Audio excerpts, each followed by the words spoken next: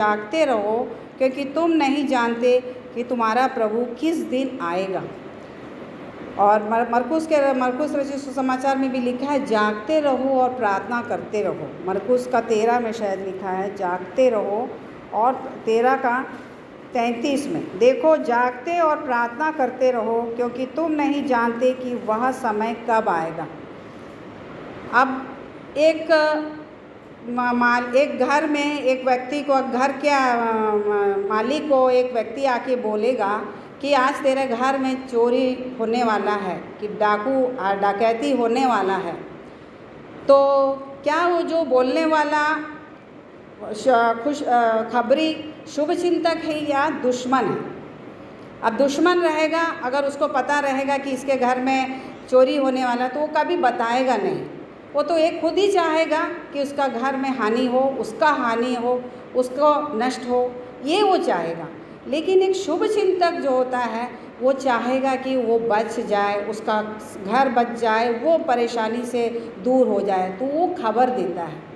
उसी प्रकार हमारा यीशु मसीह चाहता है कि हम लोग इस प्रदेश में, हमको एक शुभ चिंतक के रूप में, एक मसीहा के रूप में हमको आके बोलता है कि मैं आने वाला हूँ, मैं दोबारा आऊँगा, तुम जागते रहो, प्रार्थना करते रहो, ऐसे करके बोलता है। तो किसको लेने प्रभु आएगा?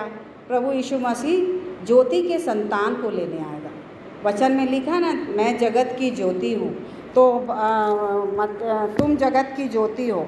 जॉन 12 का 36 में लिखा है, जब तक ज्योति तुम्हारे साथ है, ज्योति पर विश्वास करो, क्योंकि तुम ज्योति के संतान हो। तो अगर हम सब ज्योति के संतान हैं, तो निश्चय परमेश्वर हमें लेने आएगा। तो एक चीज़ मैं बताना चाहती हूँ कि लूका रचित सुसमाचार का 17 का 32 थोड़ा पढ़ेंगे। 17 का 32 लूका रचित सुसमाचार 17 का 32 लिखा है, लूत की पत्नी को स्मरण करो। क्यों बोला यीशु मसीह ने लूत की पत्नी को स्मरण करो? हम कितना बार इस बाइबल में लूत की पत्नी के बारे में पढ़ते हैं। हम मुश्किल से उत्पत्ति के अध्याय में, उत्पत्ति के 19 के अध्याय में मुश्किल से हम 2 जगह ही, 2 पैसेज में ही हम लूत के पत्नी के बारे में पढ़ते हैं, एक 26 में और एक 16 में, लूत की पत्नी के बारे में। लेकिन यीशु मसीह यहाँ पर इतने स्त्री लोग थे, जैसे सारा, हाजिरा, हन्ना, बेशबा, रूत, एस्तर, इन सबको छोड़कर यीशु मसीह ने क्यों बोला कि लूत की पत्नी को स्मरण करो करके? जैसे हम लोग क्राइम पर क्या न्यूज़ वगैरह देखते हैं ना, कि इस गौर से देखो इस शख्स को करके बोलते हैं ना, वैसे यीशु मसीह हमको कह रहा है, गौर से देखो उस लूत की वाइफ को, क्या हर्ष हुआ उसका। और हम देखते हैं कि यहाँ पर लूत की वाइफ का कोई नाम नहीं है, लूत का, लेकिन यहूदी लोग कहते हैं कि उसको एडिथ के रूप में, ट्रेडिशनली उसको एडिथ के नाम से जाना जाता है। लेकिन मैं सोचती हूँ कि पूरे सोदोम और गोमोरा में एक धर्मी व्यक्ति लूत का परिवार ही था। और अब्राहम ने जब उससे पूछा, प्रभु वो बोला कि मैं सोदोम और गोमोरा को नाश करने जा रहा हूँ, तो अब्राहम बार बार पूछता है, कितना से कितना, लास्ट में 10 पूछता है, 10 भी रहेगा तो मैं उस देश को नाश ना करूँगा बोला। लेकिन वहाँ 10 भी नहीं थे। और जब वो, और ये लूत की वाइफ भी धर्मी रही होगी, ऐसे वचन में तो कहीं नहीं लिखा कि वाइफ कहाँ की है, लेकिन ऐसे देखा जाए तो बोलते हैं कि वो सोदम गोमोरा की पत्नी है, वहाँ की कन्या ही करके बोलते हैं, जिसको उसने शादी किया है करके। लेकिन एक सब कुछ बाइबल में नहीं लिखा, मुझे पता नहीं है, लेकिन ज़रूर वो धर्मी रही है, क्योंकि लूत परमेश्वर के बारे में बातचीत किया होगा। जैसे अब्राहम के साथ लूत निकला वहाँ से, अपने देश से, और किस प्रकार परमेश्वर उनके साथ मदद किया, उनकी सहायता किया, उनके संग रहा, ये ज़रूर लूत अपनी वाइफ को ज़रूर बताया होगा। और उस विश्वास में लूत की वाइफ भी धर्मी बनी, क्योंकि यहाँ पर हम देखते हैं जब 2 दूत लोग को उसने क्या बोलना चाहिए, अतिथि सत्कार किया, तो लूत की वाइफ ने हेल्प किया होगा खाना वाना बनाने के लिए। तो इस प्रकार लूत को भी विश्वास था, उसका परिवार वहाँ धर्मी था, लूत की परिवार लूत के कारण धर्मी था। लेकिन यहाँ पर क्या हुआ कि जब नाश होने के दिन सुबह जब दूत लोग उसको बोले जल्दी करो जल्दी करो। हम थोड़ा सा 19 को देख लेते हैं, थोड़ा उत्पत्ति 19 का 26 में।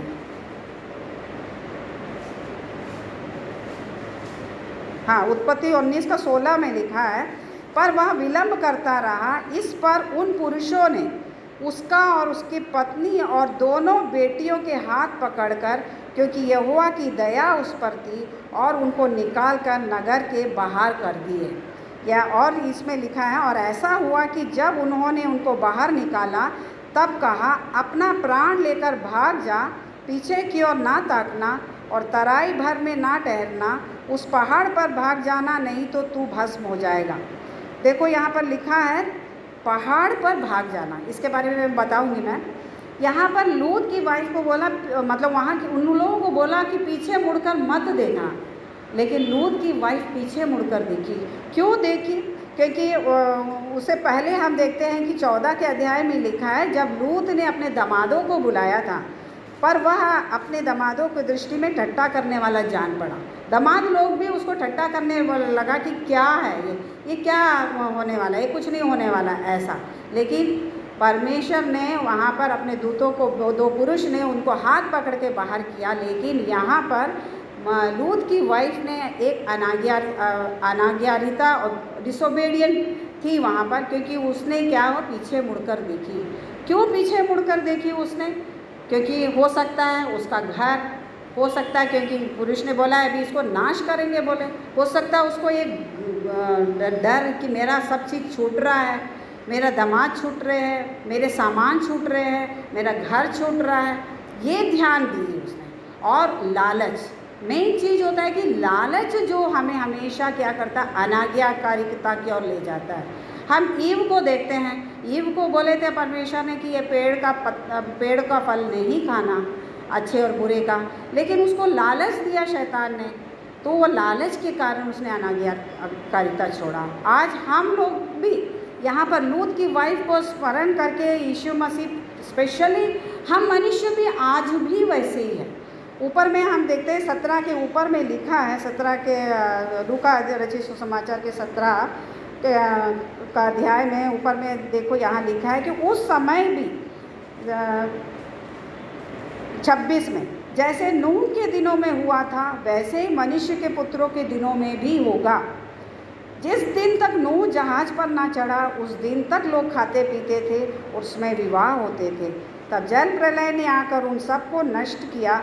और जैसा लूत के दिनों में भी हुआ था कि लोग खाते पीते, लेन देन करते, पेड़ लगाते और घर बनाते थे, परंतु जिस दिन लूत सदोम से निकला उस दिन आग और गंधक आकाश से बरसी और सबको नष्ट कर दिया। देखो ये यहाँ पर लूत का भी का स्वभाव, लूत के उस समय में जो होता था आज यहाँ पर भी हो रहा है।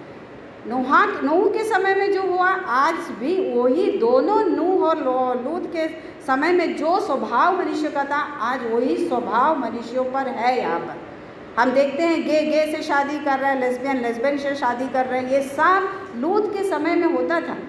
नूह के समय में प्रभु ने आगाह किया था कि जल प्रलय देगा, लेकिन उन्होंने क्या बोला, कहाँ जल प्रलय, कभी कहाँ बारिश, पानी पानी बारिश होगा, कभी उन लोग तो जीवन में बारिश देखा ही नहीं था, तो उनको यकीन ही नहीं हुआ। अब यहाँ पर प्रभु कहता है रैप्चर होगा, मैं आऊँगा। लेकिन अब अभी 1 थिस्सलुनीकियों 5 का हम पढ़ते हैं, 1 थिस्सलुनीकियों 5 के में लिखा है 3 में, देखो 5 का अध्याय 3 में, जब लोग कहते होंगे कुशल है और कुछ भय नहीं, तो उन पर एकाएक विनाश पड़ेगा। तो आज हम लोग सब कुशल से हैं।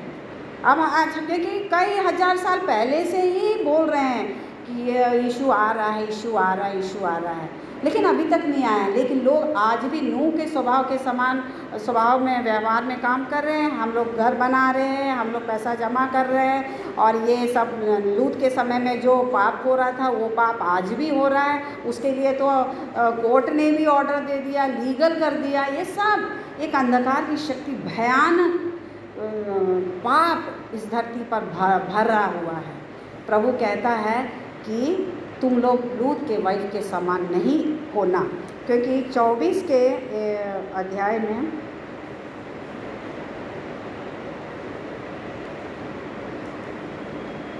क्योंकि 24 नहीं, लूका रचित सुसमाचार के 17 में 32 के बाद लिखा है 33 से, जो कोई अपना प्राण बचाना चाहे वह उसे खोएगा, और जो कोई उसे खोए वह उसे जीवित रखेगा। मैं तुमसे कहता हूँ, उस रात 2 मनुष्य एक खाट पर होंगे, एक ले लिया जाएगा और दूसरा छोड़ दिया जाएगा। 2 स्त्रियाँ एक साथ चक्की पीसती रहेगी, एक ले ली जाएगी और दूसरी छोड़ दी जाएगी। 2 जन खेत में होंगे, एक ले लिया जाएगा, दूसरा छोड़ दिया जाएगा। यह सुन उनसे ये प्रभु यह कहाँ होगा? उसने उनसे कहा, जहाँ लोथ है वहाँ गीत इकट्ठे नहीं होंगे। मत्ती रचित सुसमाचार के 24 में भी लिखा है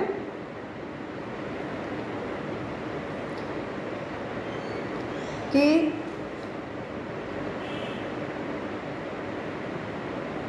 जब तुम 24 के 15 में लिखा है, इसलिए जब तुम उस उजाड़ने वाली घृणित वस्तु को, जिसकी चर्चा दानियल भविष्यवक्ता के द्वारा हुई, पवित्र स्थान में खड़ी हुई देखो, जो पढ़े वह समझे।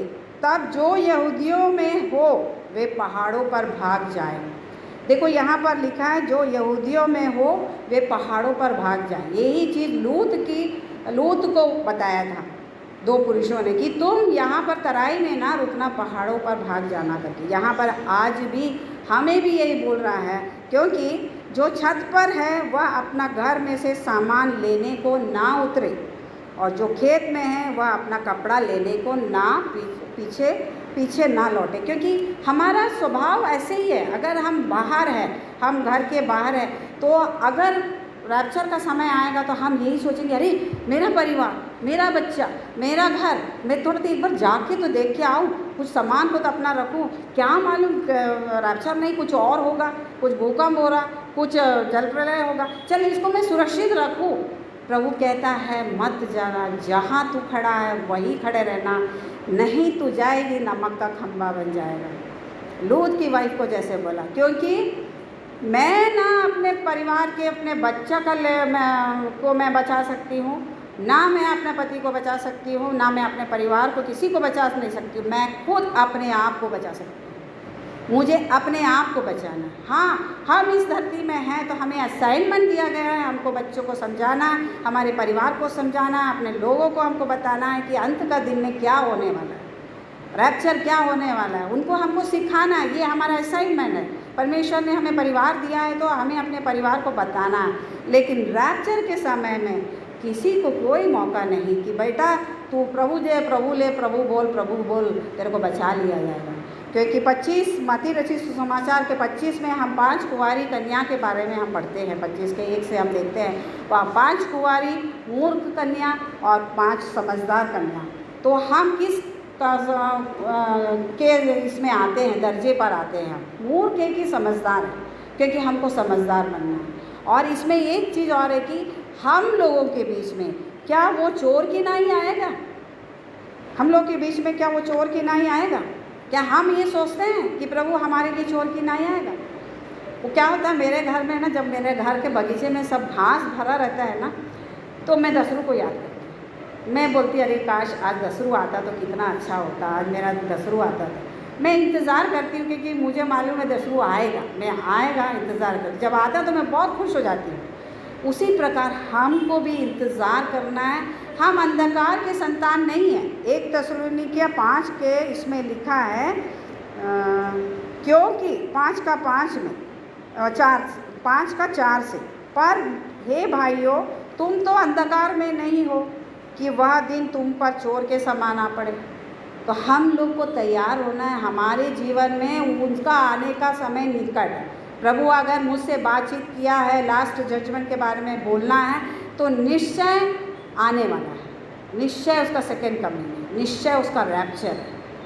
और ये चीज़ के लिए हमको प्रभु से प्रेयर करते रहना है, प्रार्थना करते रहना है। हमको निर्दोष साबित करना है उनके सामने। वो मूसा कनान देश देख नहीं पाया, लेकिन वो पूरी तरह से अच्छा था कि प्रभु ने उसको अपने पास रखा। लेकिन क्या हम तैयार हैं? हम तो कितने अनाज्ञा करे हैं। मूसा तो एक ही अनाज्ञा प्रभु का किया है, बाकी तो उसने पूरा दर्द तकलीफ लोगों का जिल्लतें सब सुना उसने, फिर भी उसने घुटनों में आके प्रभु से लोगों के लिए विनती प्रार्थना किया। आज हम लोग क्या है, हम लोगों के लिए ये रैप्चर का समय अपने आप को बचाने का है। हम कितने अपने आप को बचा सकते हैं? आप अवसर प्रभु दे रहा है, हम सबको परमेश्वर अवसर दिया है कि हमको अपने परिवार को, अपने लोगों को, अपने अपनों को बचाने का हमको बोलना है। अंत का समय निकट है, तुम लोग अपने आप को बचा लो। किस प्रकार हमको अपने आप को निर्दोष साबित करना है?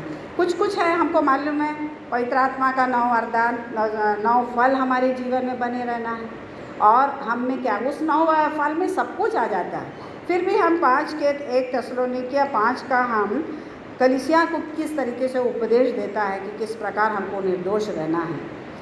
हे भाइयों, 1 थिस्सलुनीकियों 5 का 12 से पढ़ रही हूँ। हे भाइयों, हम तुमसे विनती करते हैं कि जो तुम में परिश्रम करते हैं और प्रभु में तुम्हारे अगुवे हैं और तुम्हें शिक्षा देते हैं, उनका सम्मान करो। कभी कभी हम लोग क्या करते हैं, ये हमारे लिए पाप है, हम अपने ही अगुवेओं को उंगली उठाते हैं, अगुवे को हम गलतियां ढूंढते हैं, अगुवे को हम बोलते हैं कि अरे इनको ऐसा करना था, इन्होंने ऐसा किया। सचमुच का मेरे साथ भी हुआ, मैं सबके सामने मैं अपने आप को एक्सेप्ट करती हूँ, मैं माफ़ी भी मांगती, प्रभु मैंने बोला ये जीभ जो होता है ना हमको नरक की ओर भी ले जाता है। मैंने एक बार ये जीभ के बारे में भी मैसेज दिया था, जीभ को हमको कंट्रोल करना है, जीभ से हम क्या बोल रहे हैं, क्योंकि ये जीभ हमको नरक या स्वर्ग में ले जाने का रास्ता दिखाता है। तो यहाँ पर है कि हमको प्रभु में तुम्हारे अगुवे और तुम्हें शिक्षा देते हैं, उनका सम्मान करो और उनके काम के कारण प्रेम के साथ उनको बहुत ही आदर के योग्य समझो। आपस में मेल मिलाप रखो, हमको प्रेम से रहना है। हे भाइयों, हम तुम्हें समझाते हैं कि जो ठीक चाल नहीं चलते उनको समझाओ, कायरों को ढाढ़स दो, निर्बलों को संभालो, सबकी ओर सहनशीलता दिखाओ। सावधान, कोई किसी से बुराई के बदले बुराई ना करे। अक्सर हम बदला लेने में बैठे रहते हैं। आज मेरे जीवन में ऐसा हुआ, मेरे माँ बाप के जीवन में ऐसे हुआ, मैं उनके साथ ऐसा करूँगा, मैं ऐसा जाऊँगा नहीं। मेरे माँ बाप के साथ हुआ, मेरे माँ के साथ हुआ, मेरा भाई के साथ हुआ, नहीं करना। स्वर्ग राज्य नहीं मिलेगा हमको, हम ये स्वभाव में रहे तो हमको नहीं मिलेगा। इसमें लिखा है कि आप कोई किसी से बुराई के बदले बुराई ना करो, पर सदा भलाई करने पर तत्पर रहो। आपस में और सबसे भी भलाई का चेष्टा करो, सदा आनंदित रहो, निरंतर प्रार्थना में लगे रहो, हर बात में धन्यवाद करो, क्योंकि तुम्हारे लिए मसीह यीशु में परमेश्वर की यही इच्छा है। आत्मा को ना बुझाओ, पवित्र आत्मा से हमें भरपूर रहना है, पवित्र आत्मा से भरे हुए हैं हमें रहना है। हमको पवित्र आत्मा की मांग करना है। अगर हम नहीं मांगेंगे ना, पवित्र आत्मा हमें छोड़ के चले जाता है, वो खड़ा रहता है हमारे पीछे। हमको हर रोज़ good morning holy spirit, good morning holy father, good morning holy son, thank you holy spirit, रात को अच्छा नींद दिया, thank you holy father, thank you holy son, तो हमारे संग रहा। बोलो, छोटा सा बोल के दिल जरूर बोलो, इसको बोलना है और वेलकम करो, वेलकम होली स्पिरिट, मेरे जीवन में तू आ, अगुवाई कर, मेरे को मार्गदर्शन दिखा। खुद हम विश्वास के साथ हमको आगे बढ़ना है। सब बातों को परखो, सही और गलत को परख कर ही आगे बढ़ो, जो अच्छी है उसे पकड़ो। कभी कभी हम लोग क्या करते हैं ना, हम ये मीटिंग में नहीं जाएंगे भैया, ये मीटिंग में ये पास्टर ठीक नहीं बोलते, लेकिन मैं हर मीटिंग इसलिए अटेंड करती हूँ, मालूम कौन सा वचन मेरे बीज मेरे दिल में बो देता है मुझे नहीं पता। सबको अलग अलग बीज परमेश्वर एक मीटिंग से बोता है। एक वचन जरूरी नहीं है मेरे को जो बोने वाला बिनू को बोएगा, बिनू को बोने वाला शिबू को बोएगा, ऐसा नहीं है। सबको अलग अलग प्रिक करवाता है। मैं बोलती मैं जा रही हूँ, मैं पास्टर को देखने नहीं जा रही हूँ, ना पादरी को देखने जा रही हूँ, मैं परमेश्वर का वचन जहाँ वहाँ बो रहा है उसको सुनने जा रही हूँ। कौन सा वचन मेरे हृदय में आएगा उसको मैं लेने जा रही हूँ। मैं ये बोल के मैं जाती हूँ मीटिंग में, ये बोल के मैं मीटिंग सुनती हूँ। कभी कभी न्यूज़ टीवी वगैरह चैनल्स में बहुत सारे प्रचारकों का मीटिंग्स आते हैं, मैं किसी को बोलती अरे उसका सुनना नहीं, मैं उसका नहीं सुनती, मुझे अच्छा नहीं लगता। और मैं हर एक प्रचारकों का एक्सप्लोर करती हूँ, क्योंकि मेरे को हर एक प्रचारकों में से एक वचन मेरे को बीज मिलता है और मैं आनंदित होती, प्रभु आज मेरे दिल को छुआ है ना ये तेरा वचन, मैं उसको नहीं देख रही हूँ जो बोल रहा है, वचन जो उनके मुंह से प्रभु हर एक को ये करेगा, हर एक को अगुआ बनाता है, हर एक इवेंजलिस्ट है। तो हमको किसी को उंगली उठाना नहीं है, सब प्रकार की बुराई से बचो। शांति का परमेश्वर आप ही तुम्हें पूरी रीति से पवित्र करे और तुम्हारी आत्मा और प्राण और देह हमारे प्रभु यीशु मसीह के आने तक पूरे पूरे और निर्दोष सुरक्षित रहे। हमको निर्दोष, उसके आने से पहले हमको निर्दोष सुरक्षित रहना है। इसीलिए आप लोग को याद रखना है कि सेकंड कमिंग मात्र नहीं, 3 कमिंग है परमेश्वर का, और एक लास्ट है final judgement, white throne judgement का। फर्स्ट कमिंग हो गया, सेकंड कमिंग सीक्रेट कमिंग है जो रैप्चर के रूप में आएगा। एक जन को उठा लिया जाएगा, एक जन को ले लिया जाएगा, और एक है जो बादलों में अब सेनाओं के साथ अपना आएगा, वो अपना राजदंड लेते हुए आएगा, चुने हुए को लेने के लिए। उसमें वचन लास्ट का वचन पढ़ के ये प्रकाशित वाक्य 7 का हम देखते, चुने हुए लोग 1,44,000 है, इस्राएल के गोत्र के लोग, और फिर एक बड़ी भीड़ है। एक बड़ी भीड़ में हम देखते हैं कि 13 में लिखा है, इस पर प्राचीनों में से एक 13 का 14 में मैंने उससे कहा, ये स्वामी तू ही जानता है। उसने मुझसे कहा, ये वे हैं जो उस महाक्लेश में से निकल कर आए हैं, एक बहुत बड़ी भीड़ महाक्लेश से। इन्होंने अपने अपने वस्त्र मेमने के लहू में धोकर श्वेत किए हैं। देखो, रैप्चर के समय जाना अच्छा है कि महाक्लेश को झेल कर जाना अच्छा है। ये सोचना ये आप लोग के हाथ में है, क्योंकि महाक्लेश में ना जो हम अभी नहीं सह रहे, अभी सह नहीं सक रहे हैं। हमको बोलो कि आधार कार्ड के बिना आपको राशन नहीं मिलेगा, हम आज नहीं सह पा रहे। महाक्लेश में आपको 666 के बिना कुछ नहीं मिलेगा।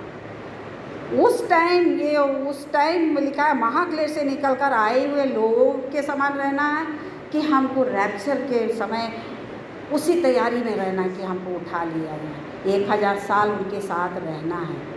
कि ये सोचना है हमको कि हम क्या डिसीजन ले, वो डिसीजन लेना है अभी से। हमको अपने आप को तैयार करना है, रात भर हमको सोते नहीं रहना है, क्योंकि अंधकार के लोग ही सोते रहते हैं। इसमें लिखा है ना तेसलोनिके इसमें कि पर ये भाइयों तुम तो तेसलोनिके 5:4 में है, पर हे भाइयों तुम तो अंधकार में नहीं हो, वह दिन तुम पर चोर के समान आ पड़े, क्योंकि तुम सब ज्योति के संतान और दिन के संतान हो। हम ना रात के हैं ना अंधकार के हैं, इसलिए हम दूसरों के समान सोते ना रहे, पर जागते और सावधान रहे।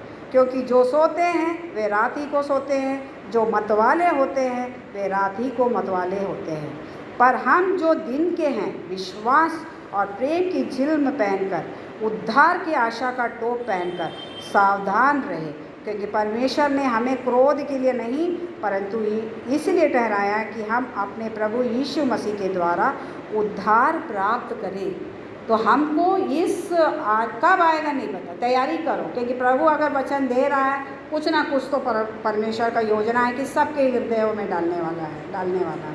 तो रैप्चर के ही हम सब तैयार हैं। हमारी प्रार्थना ये रहना है कि प्रभु अगर मैं मरता हूँ तो मुझे मसीह में मारना, प्रभु मसीह में मेरे को ले जाना, मरने देना। अगर नहीं, उससे पहले रैप्चर आता है तो प्रभु तू मुझे रैप्चर में मेरी सुधि, हम लोग बोलते हैं ना, वाचन में पढ़ते हैं, मेरी सुधि लेना, मुझे सुधि भर नहीं, मुझे उठा के भी ले जाना। ये वचन अपन का एक बोलते हैं ना, क्या बोलते हैं वो, एने और तो लेना करके बोले का अपन आराधना बोलते हैं, तो नहीं बोलते ने और तो लेना। तो मैं क्या बोलती, प्रभु एने और तोड़ लेना, एने एड़ तोड़ लेना करके बोलती। ये ऐसा, क्योंकि रैप्चर के समय, प्रभु आने के समय में हमको सिर्फ याद नहीं करना, हमको याद करेंगे तो प्रभु बोलेगा तू क्या काम करेगी, तेरे को लेके नहीं जाऊँगा। वो 5 कुंवारी कन्या के समान हमको तैयार रहना, अपने कुप्पी में पवित्र आत्मा का तेल भर के हमको तैयार रहना है। ना कि मैं बहुत विश्वासी हूँ, वो मूर्ख कन्या वाले लोग क्या थे, मैं बहुत विश्वासी हूँ, मैं तो रोज़ चर्च जाती प्रार्थना करती हूँ, मैं तो दिन भर बाइबल पढ़ते रहती हूँ। प्रभु बोलता है नहीं, तेरे कुप्पी में वो पवित्र आत्मा का तेल है, तेरे हृदय में पवित्र आत्मा का तेल है, तेरे आत्मा पवित्र आत्मा से भरा है क्या, ये पूछना है। वचन पढ़ना, आराधना करना, ये है एक भाग, लेकिन पवित्र आत्मा से भरे हो क्या? वो समझदार है, वो 5 कुंवारी कन्या के समान हमको समझदार रहना है। हमारे बच्चों को भी यही समझाना है। मेरी बेटी मेरे से पूछती, मम्मी आप मुझसे प्यार करते हो? बार बार अभी आई है, आज नहीं आ पाई, मैं बोली अगले संडे से आऊँगी बोली, तो मेरे को मम्मी मैं आप मेरे से प्यार करते हो? मैं बोली मैं सबसे पहले यीशु मसीह को प्यार करती हूँ, क्योंकि उसने मेरे को जीवन दिया है, उसने मुझे बोला। अच्छा उसके बाद तुम लोग सब ऐसे, तो हम को प्यार करते हैं उसने से। मैं सबसे पहले यही बोलती हूँ, मेरे को मैं सबसे पहले यीशु मसीह को प्यार करती हूँ। तो एक छोटा सा गाना, वो गाना मेरा अचानक मन में आया, तो मैं सोची आप लोग को मालूम है ये, एक गा के मैं अंत करूँगी। प्रतिफलं तन्नीडुवा येशुराजन वन्नीडुवा आदिगामिलिनियं नालुगल नम्मुडे आदिगल तीर्निडुवा आदिगामिलिनियं नालुगल नम्मुडे आदिगल तीर्निडुवा ദൈവിക ഭവനമതിൽ പൊതുവീടുകളൊരുക്കിയവൻ ദൈവിക ഭവനമതിൽ പൊതുവീടുകളൊരുക്കിയവൻ വരുമേഘമതിൽ നമ്മെ ചേർത്തിടുവാൻ നടുവാനതിൽ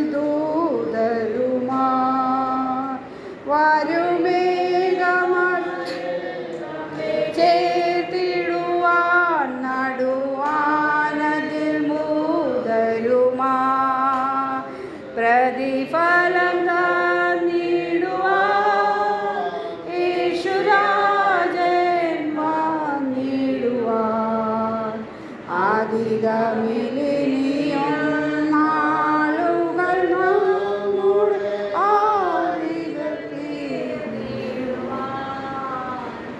हालेलुया हालेलुया। धन्यवाद धन्यवाद धन्यवाद प्यारे पिताजी, सुंदर वचन के लिए प्रभु जी, जो तूने मुझसे बातचीत किया प्रभु। आज मैं तेरे बच्चों को, तेरे संतान को बांट दिया पिता। दया करना प्रभु जी, इन लोग खाली ना जाए पिता। तेरा वो भय प्रभु, हमारा जो भय तेरा आने का हमें तैयार करना प्रभु जी। प्रभु जी तेरा रैप्चर का समय प्रभु जी हमारी भी सूरी रखना पिता, हमें भी अपने साथ लेके जाना पिता। प्रभु दया करना कि हम उस समय निर्दोष साबित रहे प्रभु, उस 5 कुंवारी कन्या के समान जो समझदार थी प्रभु जी, उसके समान हम बन सके प्रभु। हमारे जीवन में, हमारे हृदय में पवित्र आत्मा का अभिषेक भर देना, पवित्र आत्मा उधेल देना पिता।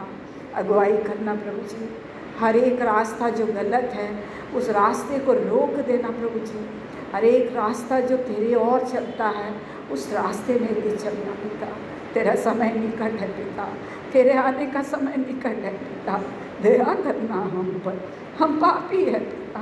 हम जाने अनजाने में कई पाप किए, मन से, विचार से, कर्म से पिता। हमें क्षमा करना पिता। प्रभु तू हमें एक नया जीवन देना, एक न्यू बॉर्न बनाना। हम एक नया रूप में जाए, यहाँ से हम खाली न जाए, एक नया बनकर जाए। तेरे आने का इंतज़ार में रहे। हम अंधकार के संतान के समान नहीं प्रभु, ज्योति के संतान तेरे आने का इंतज़ार में रहे प्रभु। हम बोले, हम कहते हैं ना, मारा ना था वेगम वाह प्रभु। हम किस मुँह से बोलते हैं, किस हृदय से बोलते हैं प्रभु, हमको समझाना। जब हम बोले, हम दिल से बोले कि प्रभु हमें लेके जा प्रभु। हम ऐसे ना बोले, हम ऐसे बेकार के हमारा ना था वेगम्बा करके बोल के हम तैयार नहीं रहने से क्या मतलब है पिता।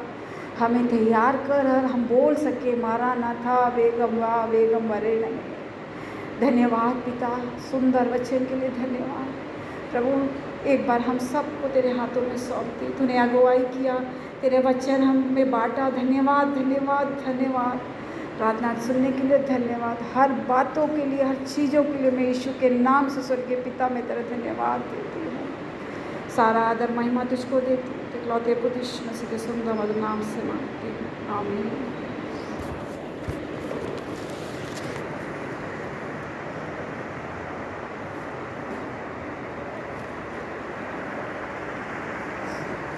गवाही का समय बोलना है उसमें।